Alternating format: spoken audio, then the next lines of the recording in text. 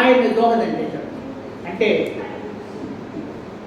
ఆయన సమాజంలో ఎలా ఉండిందంటే ఆనాడు మహిళలకు 16 చిన్న వయసులోనే పెళ్ళిళ్ళు చేసేవారు.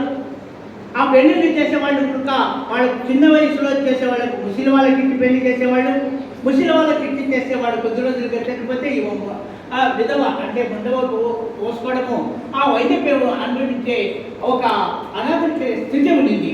అంతేకాకుండా ఆడవారికి కట్నమిచ్చే ఆడవాళ్ళు కట్నమిచ్చే కన్యా శుల్కము ఇచ్చే పద్ధతి ఉండింది. అటువంటి వాటిని నిరసిస్తూ కన్యా శుల్కం అనేటువంటి గొప్ప నాటకాన్ని రచించినటువంటి కవి గురజాడ అప్పారావు.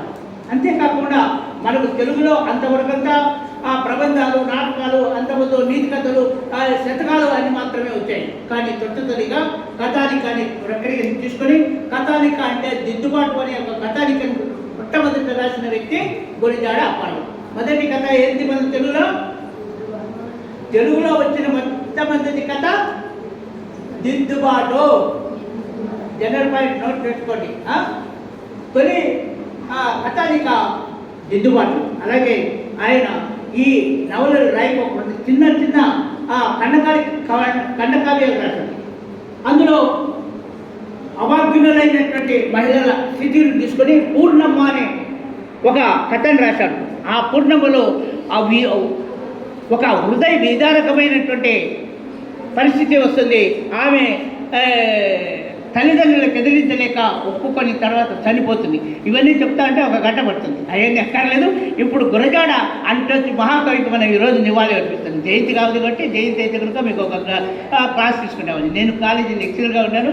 కాలేజీ లెక్చర్గా 30 ఏళ్ళు పనిచేశాను. అది ఒక వైపు. రెండోది, ఈరోజు ప్రొద్దుటూరు కవుల గురించి మీరు తెలుసుకోవాలి. ప్రొద్దుటూరులో మహోన్నతమైనటువంటి కవులు.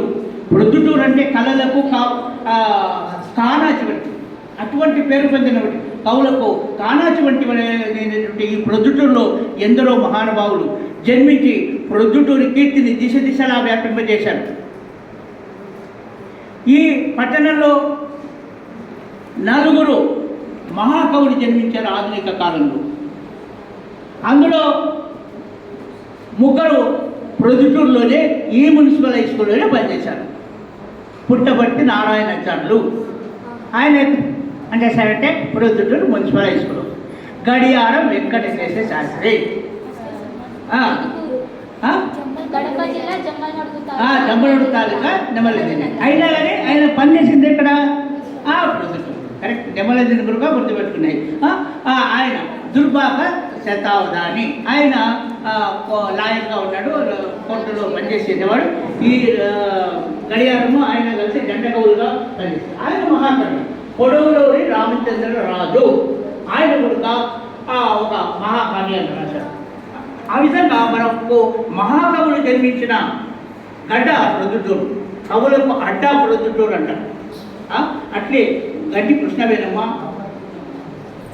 ఎందరో శతావధాని సివి సుబ్బన్న ఆంధ్రదేశంలోనే కవిత పితామహుడుగా.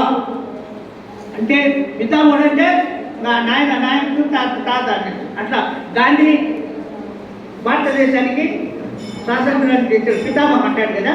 అట్లా ఫాదర్ ఆఫ్ నేషన్. అట్లనే సాహిత్యంలో ఆధునిక అవధాన కళకు పితామహుడు సివి సుబ్బన్న.